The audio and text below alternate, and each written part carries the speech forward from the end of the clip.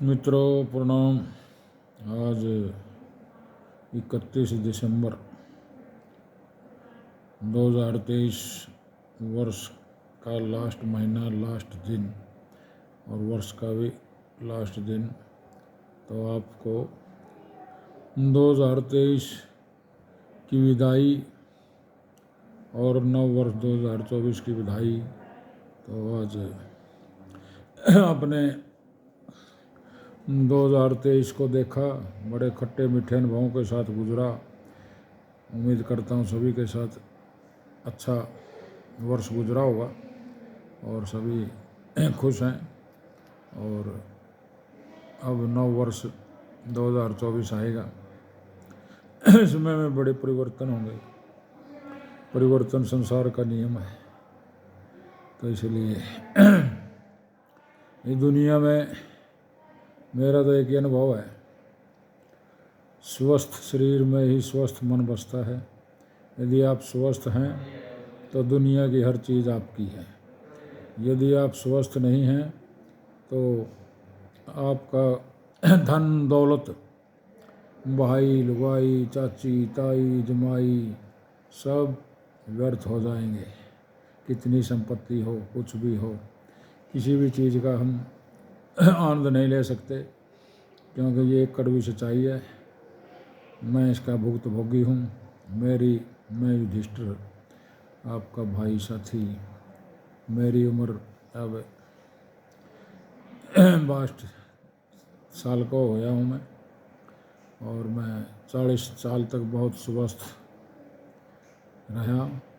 कोई बीमारी नहीं थी, परंतु इस आधुनिक युग के खान पान के कारण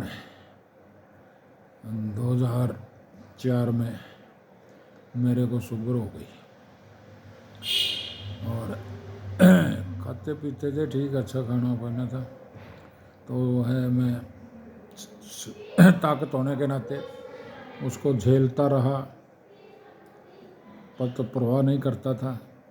और 2005 में फिर हम जिला परिषद की चेयरमैन हमारी मैडम बन गई। तो और राजनीति में आके और सेहत के ऊपर ध्यान नहीं दिया। राजनीति का आनंद ले रहे थे, पावर का मजा ले रहे थे, शरीर के बारे में कभी सोचा ही नहीं। कहीं चाय, कहीं बर्फी, कहीं कुछ, कहीं होटलों में घूमते फिरते रहे। तो 2016 में तक आते आते मेरी दोनों किडनी फेल हो गई। और 2017 में मैंने बच्चे कहते हैं ना, पहला सुख निरोगी काया, दूजा सुख घर में धनमाया, तीजा सुख पतिव्रता नारी, चौथा सुख पुत्र आज्ञाकारी। तो मेरे पहला सुख चला गया था, 3 सुख ठीक थे। धन भी था ऑपरेशन के लिए, और भाई पत्नी भी ठीक थी, बच्चे भी ठीक थे। और खुदा की मेहरबानी से मेरी बहन रामा देवी थी यूपी में, जो 12 जून को वो भी एक अचानक एक्सीडेंट में गुजर गई। उन्होंने भी बड़ा सहयोग करके हमारे को किडनी डोनेट की और मेरा सफल ऑपरेशन हो गया। 6 साल होने को जा रहे हैं। तो मेरा कहने का भाव है कि लापरवाही के कारण आज मैं खाट में बैठा हूँ। इसके इतने दुष्प्रभाव हैं किडनी शुगर के, मतलब ट्रांसप्लांट के बाद भी आपको 5-10 हज़ार रुपये का खर्चा महीना का चलता है, और इतने परहेज रखने पड़ते हैं कि आप बस ये सोचेंगे मरना ही ठीक था। तो इसलिए मैं तो अपना अनुभव शेयर करता हूँ कि स्वस्थ रहो।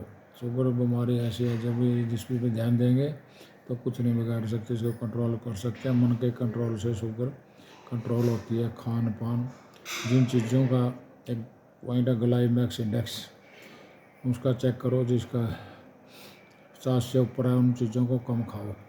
गेहूँ का 75 है, चावल का 75 है, चीनी का 75 है। तो जैसे जौ है, जौ का ग्लाइमेक्स कम है। कच्ची चीज़ें खाओ, मूली, खीरा, सलाद, जितना हो सके खाना खाने से पहले वो लेके अरे खाओ। और सैर योग करके उसको ठीक किया जा सकता है। मेरी तो एक प्रॉब्लम है कि मेरा एक्सीडेंट भी हो गया था 2009 में, जिससे मेरी टांग में फ्रैक्चर आ गया और वो अभी तक ठीक नहीं हुई, चलना फिर भी नहीं गया। तो चलो मैं तो अपना अनुभव शेयर कर रहा हूँ, तो इसलिए आप लोगों से मेरे तो यही रिक्वेस्ट है। तो आप नए साल में और अपने बच्चों का स्वास्थ्य का ध्यान रखो। कल बहुत सर्दी है, सर्दी से बच्चों को बचाओ, बूढ़ों को बचाओ, पशुओं को बचाओ, और अपने खेत जो भी आपके बिजनेस है उन पर ध्यान दो। मेरा 5W का फार्मूला है, मेरा कैसा भी है। पहला W विल पावर, दूसरा वर्क, तीसरा वॉच, चौथा जो लोग वेट हौसला नहीं रखते, पाँचवां निश्चित, पाँचवां भी एनर्जी निश्चित है। तो आप अपना कोई भी कौम, देश, जाति तरक्की करती है जिसमें सत्ता, शिक्षा, संगठन, संस्कार और स्वास्थ्य पर ध्यान देते हैं। और अब चुनाव आएंगे आगे, ऐसे लीडरों को चुनें जो आपके बच्चों का भविष्य बनाएं, आपके देश का भविष्य बनाएं, और आपसे कोई किसी प्रकार का धोखा ना करें। वोट लेते समय वोट बेटी और वोट सोच समझ के देनी चाहिए। यदि बेटी गलत घर में चली गई तो वो भी दुखी, यदि वोट गलत जगह डल गई तो फिर आप 5 साल तक इंतज़ार करते रहेंगे। तो इसलिए और अपने काम के प्रति समर्पित रहिए।